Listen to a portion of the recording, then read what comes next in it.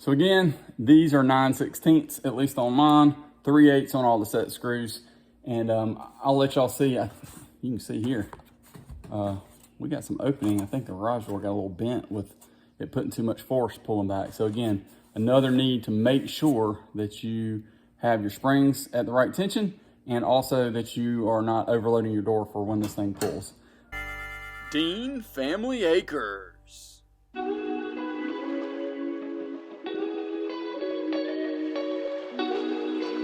Hey guys, you ever have it where your garage door won't open and you're not sure what's going on, and then you kind of start looking a little closer and you figure out exactly what it is? That's the situation we're in. So check this out.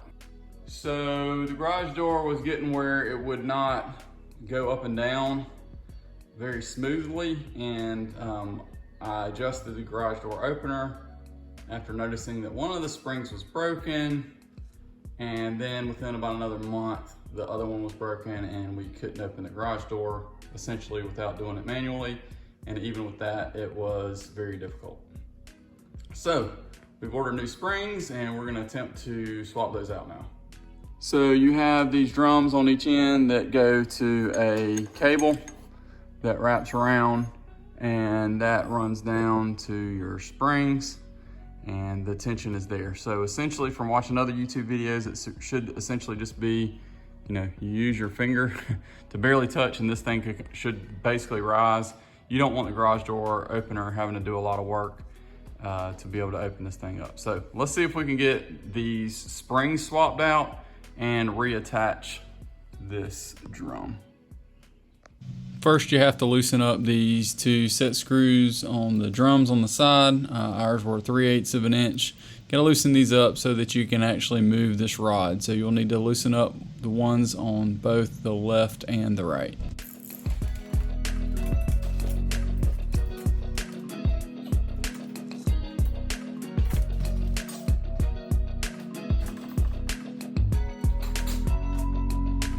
All right guys, so these here were 3/8 of an inch, so were those on this side.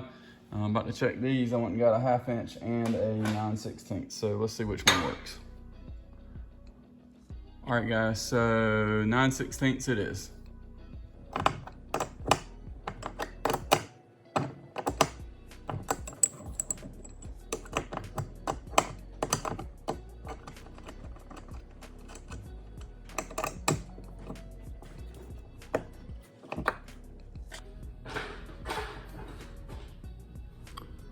Vice grips to the rescue, guys.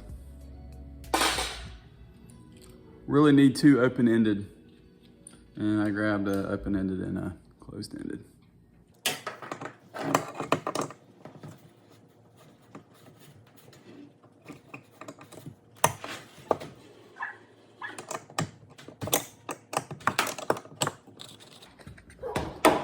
On the other side over here, up on top, this spring had actually pushed in, so we couldn't actually get it.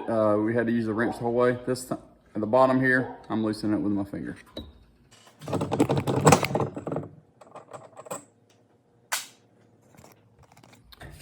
Also like to make note that this one had a plastic bushing. I actually ordered a metal bushing. I don't think that matters. I would think metal bushings probably hold up better, but this plastic bushing is in good shape, so I shouldn't have to worry about it if I do need to reuse this. So we'll see. All right, guys, when you start to pull these apart and slide them down, it's gonna wanna drop out and even come out of this slot, unless yours has a little notch on it to hold it in. Mine does not. So just be careful, it'll about fell down.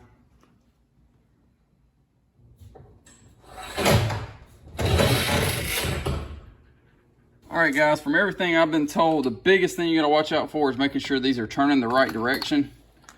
You can see, I also paid attention to where the bushing was. The bushing was on my right one. So this one came with the bushing, so I was assuming that that was right, but y'all know what it means to assume, so just be careful with that. Also, you can see which way this coil is run. It starts here and runs that way. Starts here and runs that way.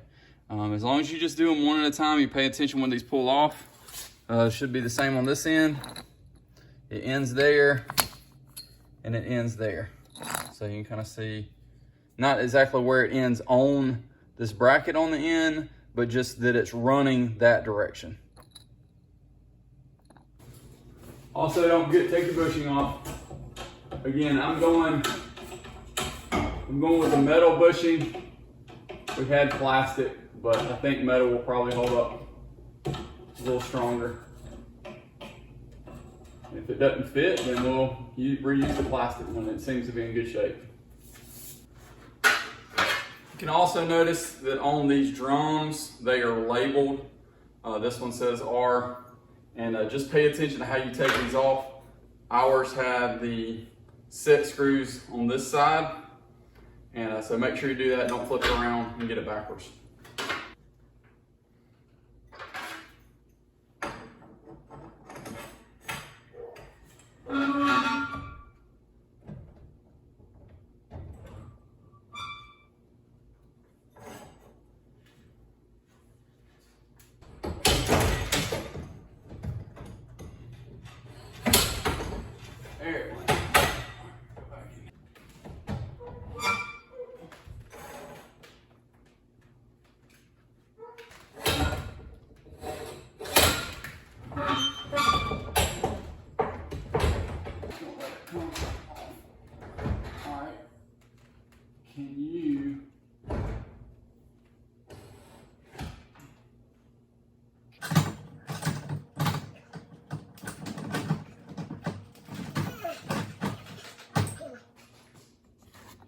All right, guys, I had to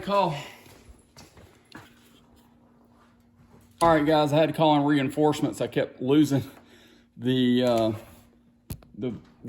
pipe or rod. It kept coming out on this end and dropping with all the weight here in the center. So I had to get one of my kids to hold it down on that end, which worked perfectly. Just remember that the ends of these wire can be sharp. So just remember that. So basically what I did was I went ahead and got a bolt and nut that was already existing and just got those hand tight just so that they would stay up here. And then I'm going to do the same here. That is very close right there. I think we're going to be okay though. Woo, that's close. All right, so let's get this stuff tightened up, get the ends snug back up and the wires run. The wire on this end down here has come loose and is actually kind of behind the door. So we're gonna have to get creative to get that out. So again, these are 9/16, at least on mine, 3/8 on all the set screws. And I'll let y'all see, you can see here, we got some opening. I think the garage door got a little bent with it putting too much force pulling back. So again, another need to make sure that you have your springs at the right tension and also that you are not overloading your door for when this thing pulls. I'm gonna have to see if I can straighten this thing out somehow, or we might have to get a new panel. One other thing, when I was trying to get these set up, I noticed that there was a bushing on this side, and so I replaced it with the new bushing. I'd order a metal bushing even though this side had a plastic bushing. I was like, well, why doesn't this side have a bushing? So I put it on there and went to pull it in. Well, because of the distance, that bushing actually rides on the support bracket. So because of that distance, 2 bushings couldn't be on here. So again, you only need 1. I knew there was a reason for that, but I was like, why not add a second? There's a reason. You can't have a second, it won't fit.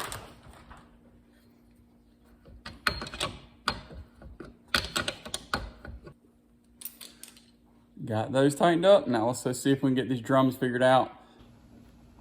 Good thing that I'm a professional door repair person.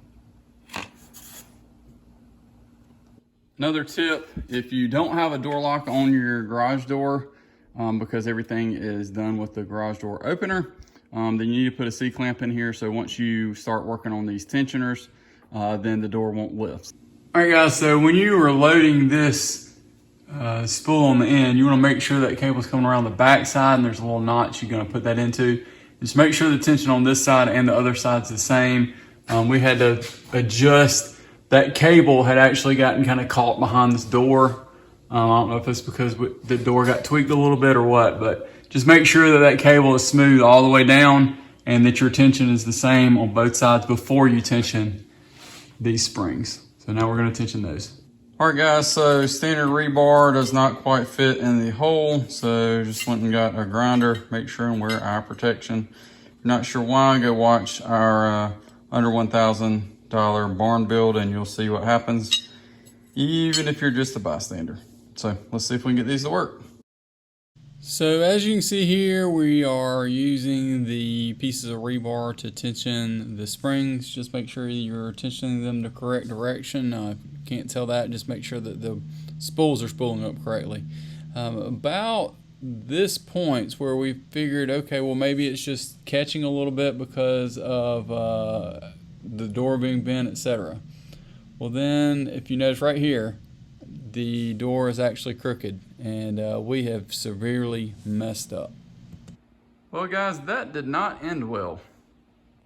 You'll notice that top portion's bent and we are completely out of level, and I had to call the garage door guy and hopefully he can get it fixed, and we will see how much that will be.